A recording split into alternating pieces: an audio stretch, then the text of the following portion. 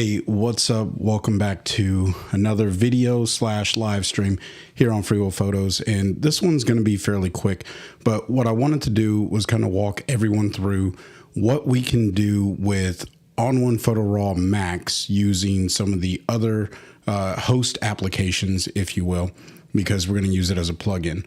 So give me 1 second.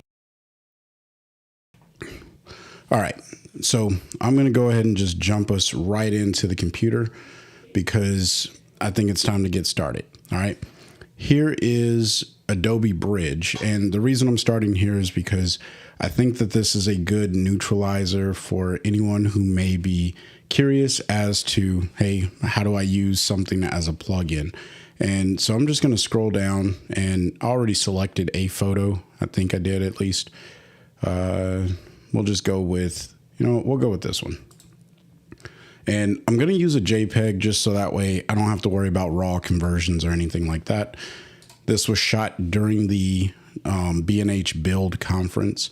So inside of Adobe Bridge, it doesn't really matter because this is just so I can get it into Photoshop, because that's where we're going to start since Lightroom has given me a challenge. But I promise you, for the most part, it all works the same. All right.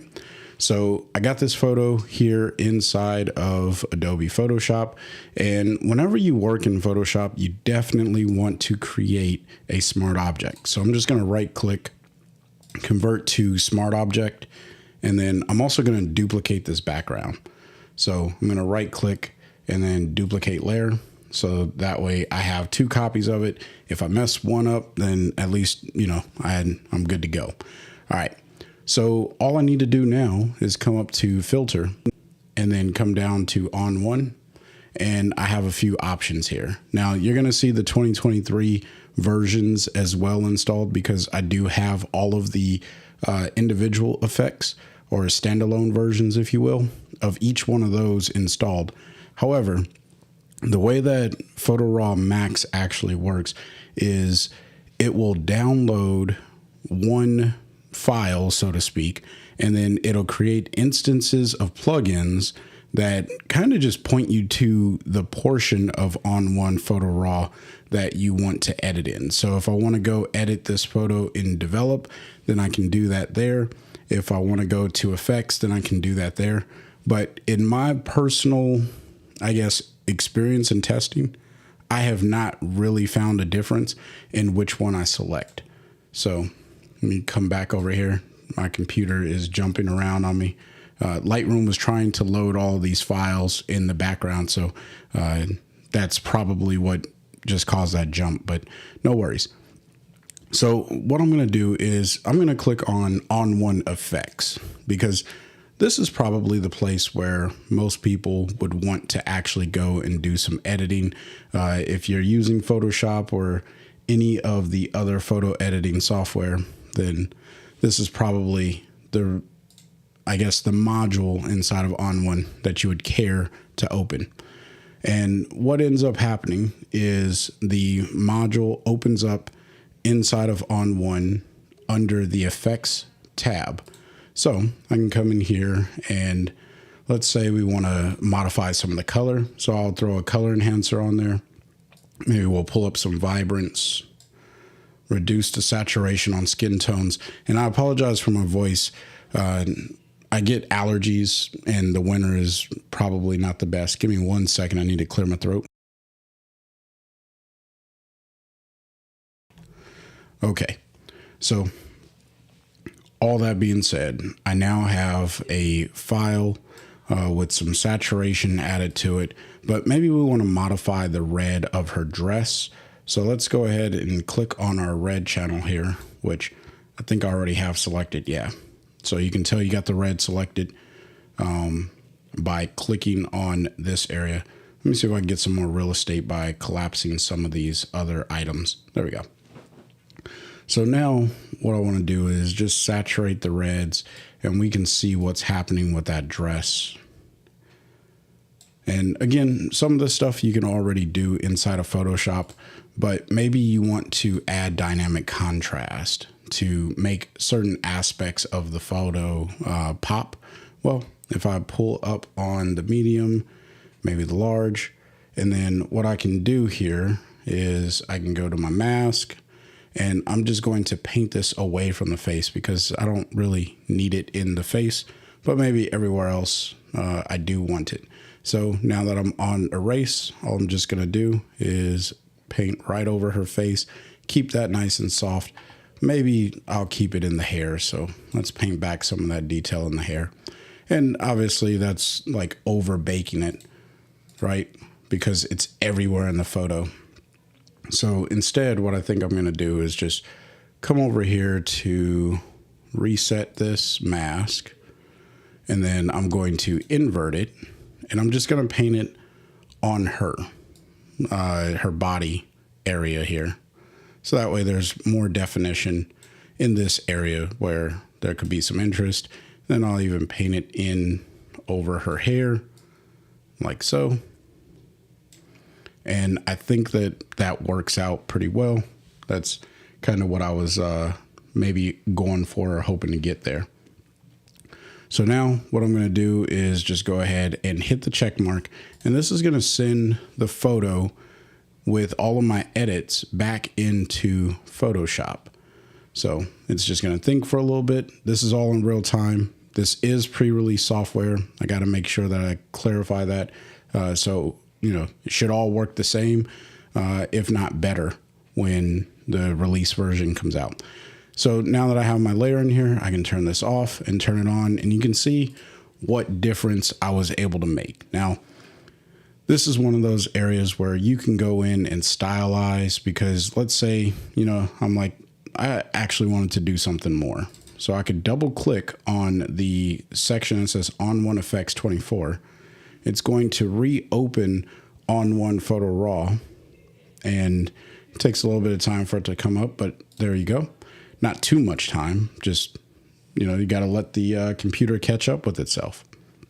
It's going to analyze the photo, but let's say that I actually wanted to apply a preset because I have some presets that I like.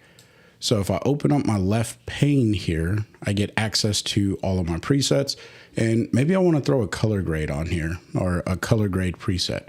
So now I can kind of just stylize this image however I so choose. And so I'm just going to look for something that makes sense for this particular photo.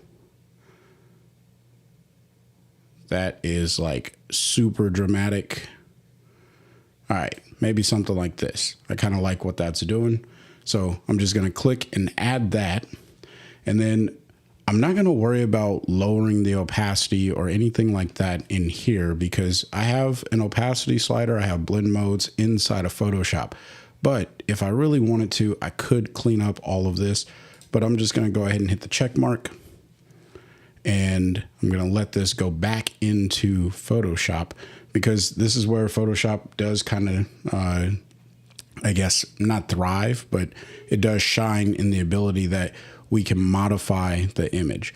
So once it goes back, I'm just going to ignore this. It's my computer saying, hey, I'm doing a whole lot of work. Let me catch up to you. So just wait for that to catch up. And while it does, if you're looking to pick up a copy of ON1 Photo Raw 2024, then consider using my coupon code FreeWillPhotos20. It'll save you a little bit of money whenever you check out. I know that exchange rates and currencies and things of that sort aren't always the same, but it does save you a little bit of money when you check out, and I greatly appreciate it when you use it, because it helps me continue to make content like this and pay for subscriptions to continue running the channel, things that I need to edit videos and stuff of that sort. So it's a really cool way that you guys are supporting me. So ON1 is still thinking itself through over here. I'm waiting for this to to catch itself up, but it's taken a little bit of time. I think part of that is due to the fact that I'm using Lightroom in the background. Hopefully we'll get to that demo here in a little bit. But now I have my ON1 effects version ready to go. So if I wanted to, I can just click on opacity here inside of Photoshop, and I can pull down the opacity of that edit, and it's very subtle overall. I think you can see it when I make big changes, but maybe I only want like 41% of the style that I pulled in from ON1. This is one of the benefits of using ON1 as a plugin. So now I have that. If I turn this layer off and on, you can see the differences, but I think more of this is probably more appropriate. And then what I would do is I could use the, I'm just going to use the keyboard shortcut, which is Command Shift Option E. And what that does is provides me a stamped layer of everything. So now I have the base photo as well as the version with the edit. And then this is where you can just grab the lasso tool. If I want to get rid of this thing, use generative fill, hit generate. It's going to get rid of that thing. I could have done a number of things to get rid of that, but generative fill is the new hotness, so to speak, for Photoshop, and yeah, all that. Okay. So there is the Photoshop demonstration. You can see how this photo can be modified, moving from Photoshop into ON1 Photo Raw. When you use this in your workflow is going to be completely up to you.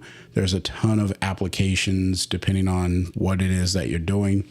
Especially as you see, I have the Nick collection. I combine all of these programs to make a lot of different creative work. So I'm going to go ahead and close this out, and I'm not going to worry about saving it because I'm really just demoing right now. So I'll minimize that. And here we are back inside of Adobe Bridge.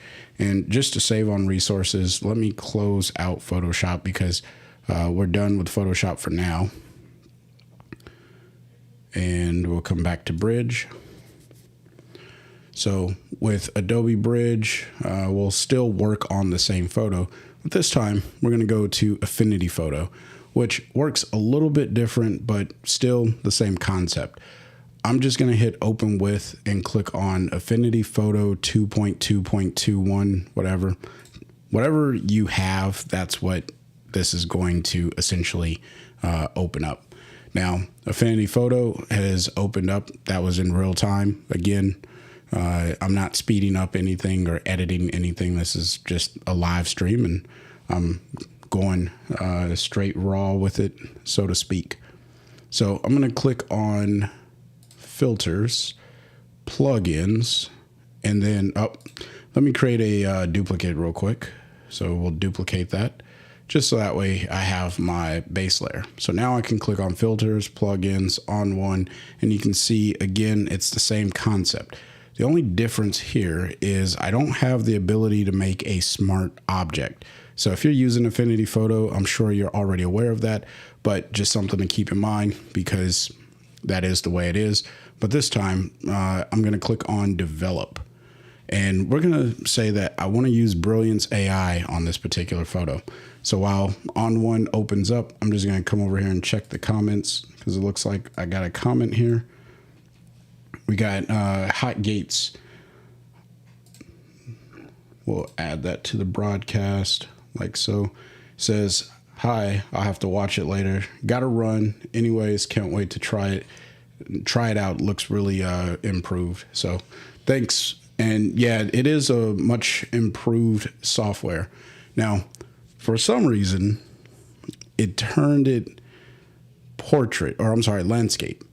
Even though when I was working inside of Affinity Photo, it's the correct way around, but when it actually moved into ON1, it came out a little bit different. So not sure if that's a pre-release thing, but I'll show you how you can fix that because that's just the way things go sometimes. So let's go back to ON1, and I'm going to close this out for a second.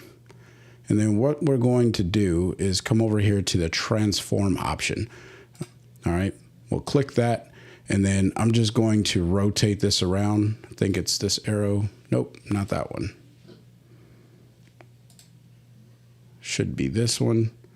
And now, well, that's just not what I was expecting, because that's rotating the photo, not the canvas. I need to rotate the canvas. And that's still the photo. Bear with me for 1 second as I figure this out,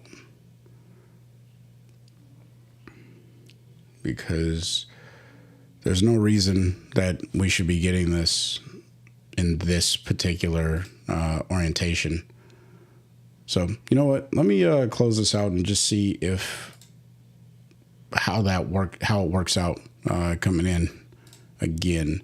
So go back to plugins, ON1, and we'll go with, let's try Portrait AI. Let's say we want to use Portrait AI. Hopefully this doesn't give us that horizontal landscape type of image, because that is just disappointing. I don't want that in my photo.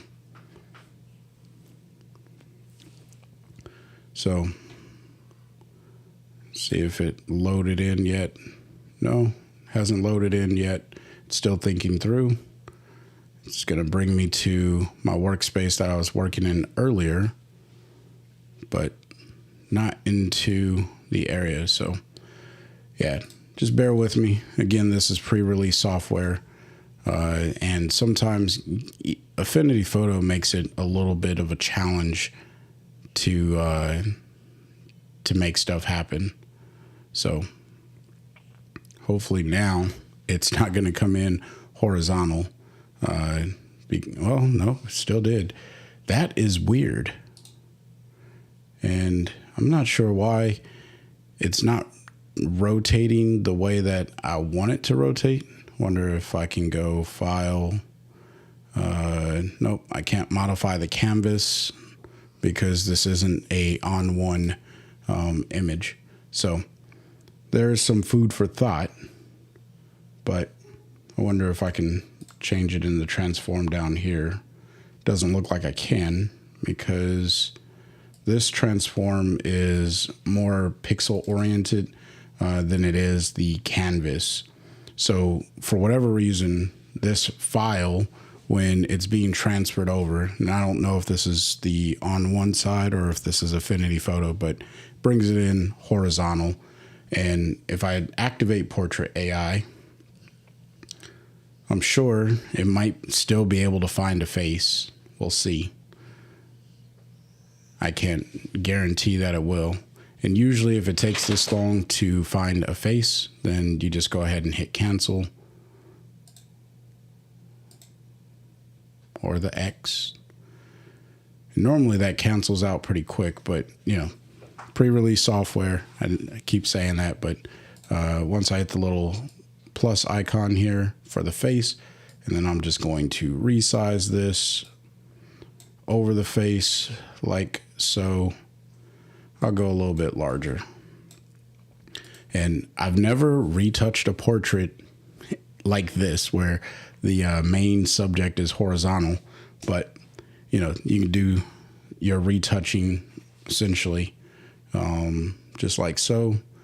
So I want to erase this area because I don't want that to be included in my mask. And I think everything else is perfectly fine for this. So I hit the letter O, and we can go to skin. Even though her skin is actually pretty good, we'll just pull up on the skin anyway. Pull up on blemishes, and we'll pull up on smoothing. I don't want to pull it up too much. And I am going to modify this mask just a little bit. We'll go with erase, a smaller brush here.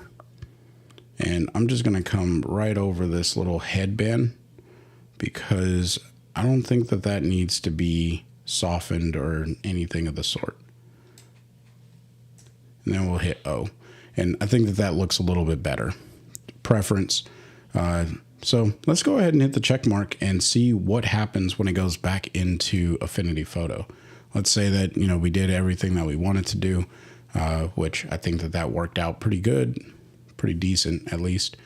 And let's see if it brings it back horizontal, which it didn't seem to bring it back horizontal because the Portrait AI edit is on there. You can see, you know, it almost just put a blur on her face, but I can come over here and pull down on the opacity, and that kind of shows you that I guess it's just a weird transition. I'll have to report that to ON1 so that way they know that when you are using the Max version and moving it into from Affinity Photo into ON1, that it makes it horizontal, which that was odd, but it is what it is. So there is that. Let me go ahead and hit Command W. I'm not going to save that, and we can close out Affinity Photo, minimize here, and let's see if Lightroom is up and running. So Lightroom, it seems like all the photos were added. So I'm just going to go ahead and click on this particular image and right click on it, and we're going to say edit in, and then you'll have the ability to select again whatever software you want to edit in. All right, I want to go over to Portrait AI because this is a portrait. I think it would be cool to edit that way. And you know what? I think I solved the mystery of what was happening in Affinity Photo. So I'm going to go troubleshoot that here in a second. But I'm going to hit File, Format, and I want to edit a TIFF. I personally like to send TIFF files over to ON1 whenever I'm if I get to choose at least. It's 16-bit, 300 pixels per inch for the resolution, and then I'll go ahead and hit edit. This should go directly over to ON1, and then we'll be able to do some edits. Let's see here.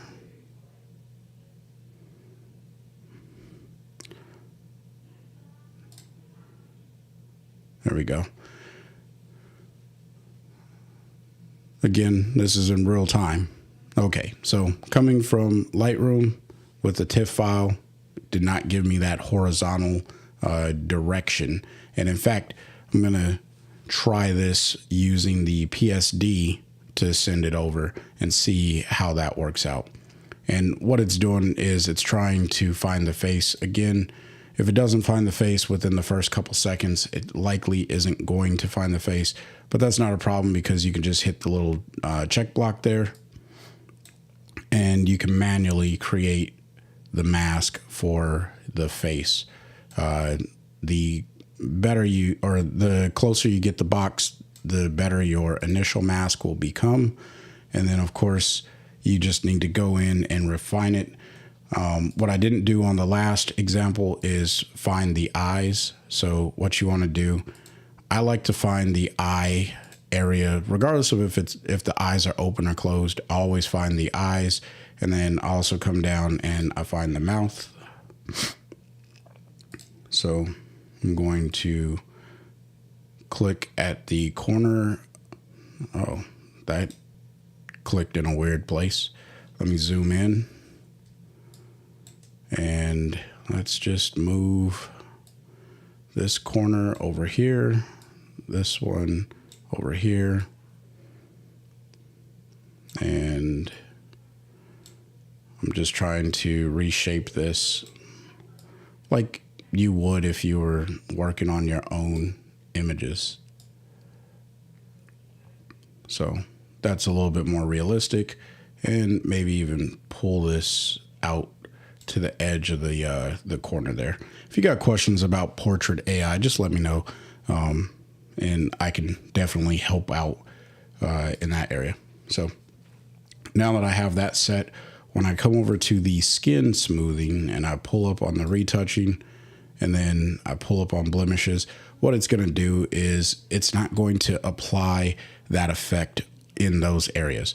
Now, just to make sure that this all looks like like I actually did an edit, I'm going to do more than just Portrait AI on this particular photo.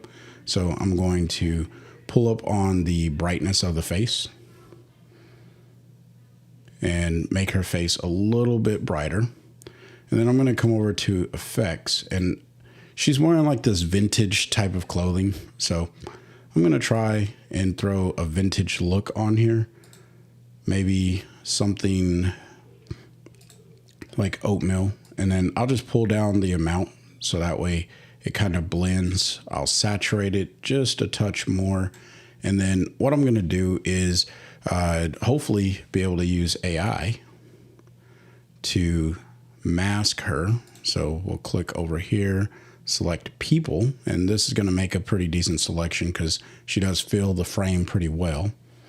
And then what I'm going to do is with this mask, it's cutting her out, and I'll pull up on the feather. But what I want to do is actually apply this gradually to her, just a little bit. So what I do here is I hit the letter O. I'm going to change my overlay. We're going to make this grayscale. And then I'm going to pull down on the density, and you're going to see the black area turn more gray. And what that's doing is it's letting a little bit of that effect into the image, which is what I want to go for ultimately. And then I'll just pull this down until I get to a stylized look that I think fits well, where she kind of sits in that area. So it's all on the background and just a little bit on her. So let me show you what this looks like without it. And then with it, it just kind of helps her pop. It sits well. I like the way that this particular edit looks, and it's a technique that I use when I'm editing photos of this particular style. All right. So I'll go ahead and hit the check mark, let that go back into Lightroom Classic, and then we'll see. Let me open up Lightroom. And then we have a second little photo over here, one with the background area. Let me just go ahead and make that larger. One with the background and the edit that we just made in Portrait AI, as well as the original, which is right here, before we sent that over to Portrait AI. So just jumping between the two. Now, I mentioned that I was going to troubleshoot the Affinity photo challenge that we ran into. So let's go ahead and do that because I think that that matters. Let me take a look and see if we got any comments. Nope, no comments. So all is well. We're going to keep moving through. So what I'm going to do, again, just grabbing another JPEG here, right click, open with, and come to Affinity Photo. And what I noticed in ON1, when I sent the Affinity photo file, it went over to ON1 as a PSD. And I think that's where the challenge came in. So if I can send this, I'm going to go, I think it's under here and should be under settings. And then Photoshop plugins. Nope, not that one. Let me see. It's not performance. One of these tells me when I send a file into another program, I think it's actually, nope, it's not that one. I get to choose what that default looks like, or what that default is, I should say. So I just got to find it because I don't actually modify it too often, or if I don't even remember the last time I modified it. So if you just bear with me for a second here. It's not there. So where is it? Is it under filters?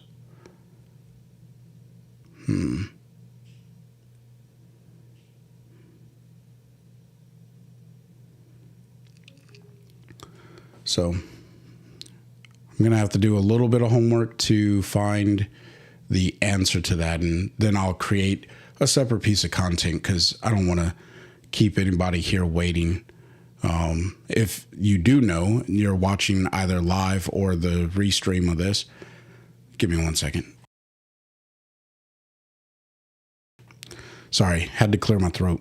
If you happen to know and you're watching the restream of this, please let me know where that particular aspect of selecting the output to plugins is, because I'm apparently missing it if it is in this drop down. And I think that is the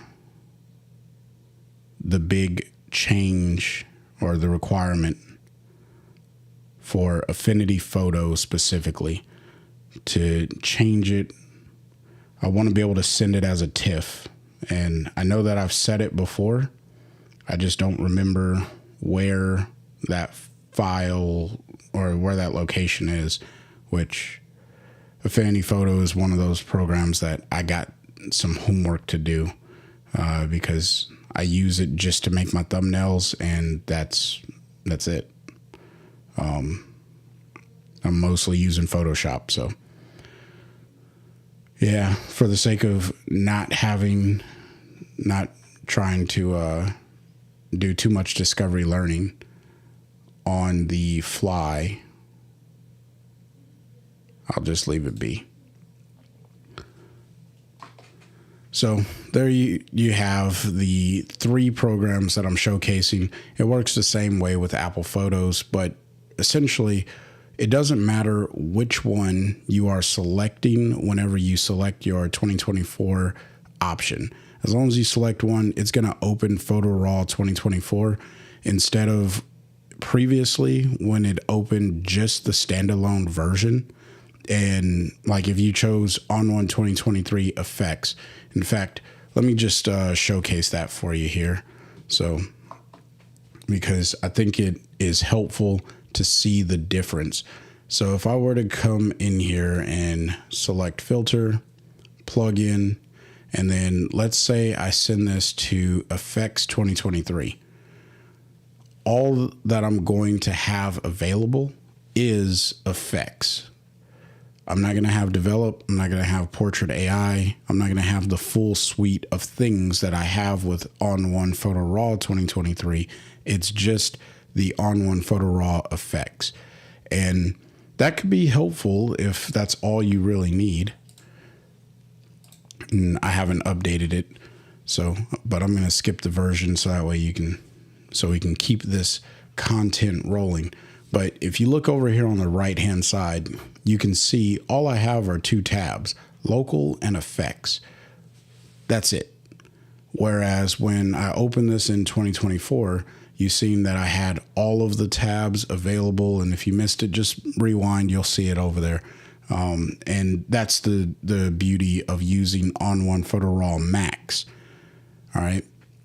So if you got Max, then this is definitely going to be of value to you. It's going to be helpful. If you didn't, then okay, you didn't get it, but that's perfectly fine. That's on you. If you got questions about Photo Raw MAX, and for whatever reason, the pre-release version, it sent the file as a PSD again, horizontal into Photo Raw. So that's something I'm going to have to talk with the team over at ON1 to figure out why that's happening, because I don't understand that. But nonetheless, there you have it. If you got questions, leave it in the comment section below. And until next time, I want you guys to stay inspired and keep creating. Peace.